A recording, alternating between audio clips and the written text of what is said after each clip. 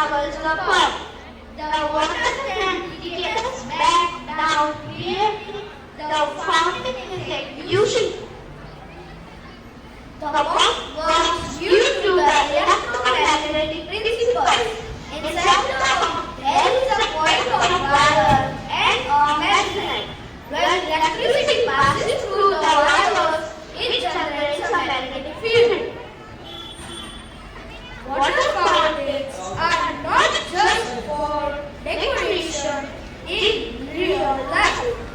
They are used for aerating water bodies. They can improve water quality in lakes and ponds. Water fountain prevents stagnation because water is continuously moving in the fountain, and there is also not water wastage because still water is used.